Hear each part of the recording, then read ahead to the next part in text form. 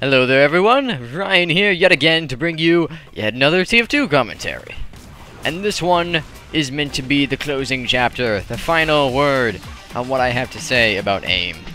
And it may seem like a cop-out, it may seem like a bunch of lies, a bunch of doohickey, a bunch of false bull, meant to draw you in and get some views on a YouTube video, but I say right now, that is true. And it's also not, because most recently, I have found the final piece to my puzzle, which might help a lot of you in discovering your consistent and awesome aim.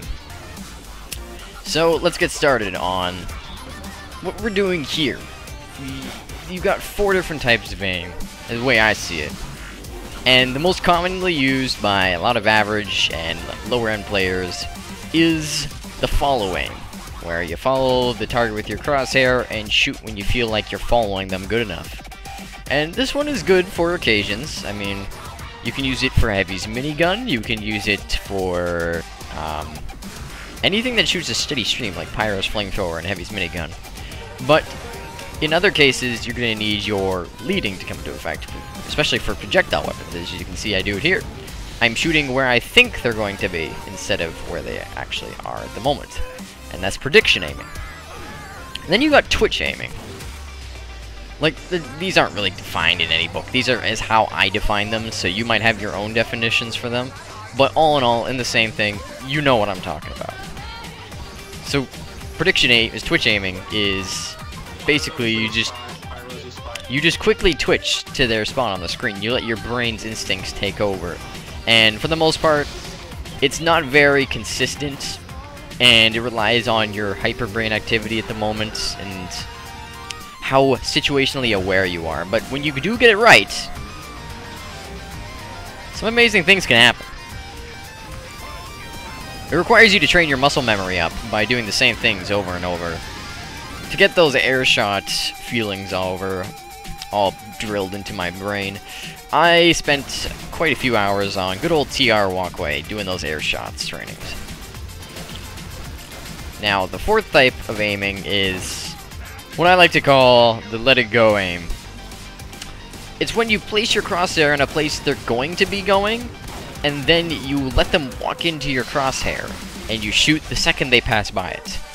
And there's 2 ways to go about this. You can either just stand still and let them walk into your crosshair, but that is sort of not... It's not reliable, since when you're standing still, you're not dodging, and not dodging can lead to some terrible consequences. So, you can also move yourself into where they are. This is when you do your side strafes. No backwards and forwards motion unless you need to gain some height on them. You'll see me using it a lot later with the Ambassador in this video, but I will just be strafing from left to right, lining up my crosshair with targets' heads, and shooting when I think they're about to pass the crosshair. And this is immensely helpful in being able to headshot and just aim in general. Here's one of the clips I have of it. I have plenty more where it comes from, and as you can see, I am employing the let it go type of aim, where I simply strafe from left to right, or just let them walk into my crosshair like that Heavy did. The whole point of it is just to let them walk into your crosshair and shoot when it comes to your crosshair. And what this aim teaches you, it teaches you something interesting. It teaches you only to shoot when you believe you're going to get the shot. Hello there, Demo Knight. Are you AFK, or... Nope. You're not. You're just a little bit brain dead. But in the next few moments, I'm going to be getting headshots on some disguised spies, and you'll see how I do it. Line it up. Get a body shot. Line it up. He gets stabbed by another guy, but I would have gotten the body shot sooner or later. And so what this teaches you is, it teaches you to only shoot when you believe you got a shot. And this influences your other types of aim as well. It makes you more careful, it makes you think more calmly, and therein lies the final piece of the puzzle. Calmness.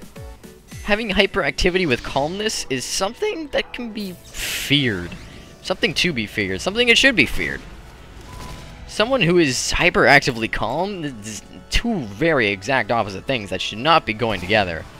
And yet, when they do go together, you get pretty scary, almost robotic with your aim.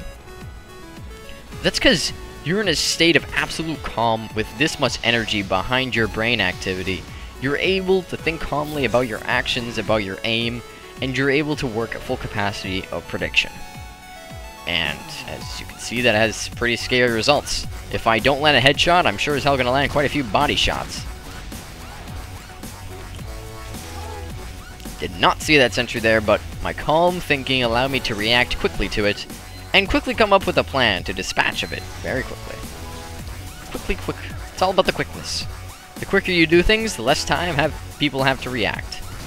Especially laggy soldiers, they have like half as much time to react to things. I should have died there. I honestly should have. But good old damage rolls got the job done. And I stayed alive to headshot another heavy. So, when you feel about absolute calmness, what are we looking for? We're looking for calm, smooth aim, prediction-based aim. So, to get real calm, find a nice piece of music. Just calm right down. Do some practice. And just think about things logically. Another thing that's helped me recently, that is really up to preference more, you won't notice it in these demos, but I actually have my view models turned off when I was playing it. And that reminds me, I probably should have turned off motion blur. Oh well, too late. We'll save that for the next video. Someone remind me for the next video to turn off motion blur. Because apparently it doesn't look too good at 30 FPS. I mean, I don't really notice it, but if other people notice it, I mean, these videos are for the enjoyment of people, not me. I just make them so that people enjoy it, and them enjoying it makes me enjoy it. I'm getting off topic here, though. So let's review what we've got so far. A soldier who's dead. I didn't even see him coming, but I reacted to it calmly. The 4 different types of aim. The following aim. The prediction aim. The twitch aim. Oh, you might wonder what happened there. I should have gotten that backstab off, but I was right inside the other friendly spy. We ended up just poking each other. And when you're right inside a friendly guy's hitbox, your backstabs will not register. Anyways, where was I? Following them to aim, prediction-based aim, twitch-based aim, and letting them walk into your crosshair aim. And probably the most efficient is the letting them walk into your crosshair aim.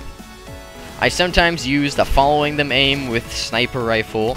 Sometimes use it when they are walking in a very straight strafe and they don't seem to be changing it whatsoever. And prediction-based aim is all for rocket launchers and whatnot. Twitch-based aim for really dodgy targets who just don't seem to stand still.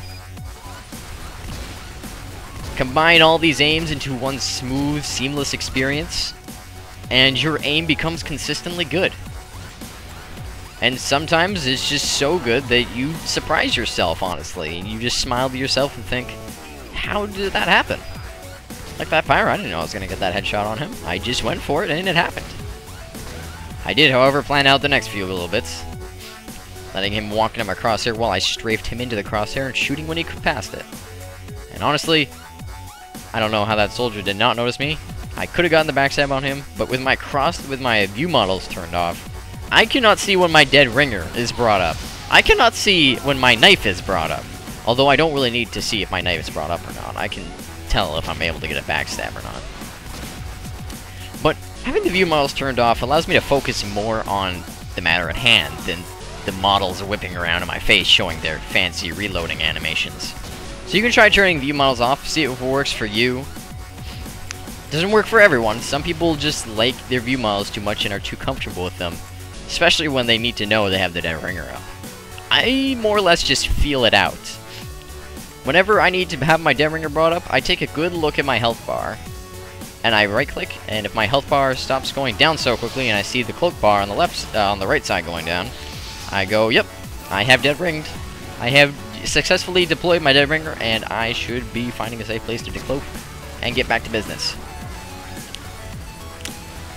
You might find that with this calm mindset of aim and thinking all about that, you will think a little bit clearer, and you've got to suppress the urge to do fancy things like that. That soldier could have rocked my socks, easily. pardon the weird language, but thinking about every situation calmly about what's the best way to survive and thrive. If thriving does not include surviving, you might want to rethink your strategy. Although, I have died for a couple of medic stabs, but those are worth it. Those are definitely worth it, because they heal an entire team. They keep them alive. If I get them, they can't keep people alive, which is my death versus probably their whole entire team dying while the medic is respawning. And this is just a silly little clip of me trying to bait a engineer out of his little base, and a pyro catches wind of it. But good old corner stabs and a health kit that I left nearby. Still got the problem with the engineer in his nest, though, so I'm just gonna sap it, give him a quick little headshot, and then freak out as he comes out to me with his wrench. Everything's all good. That's all I gotta say about AIM for now, guys. See you later.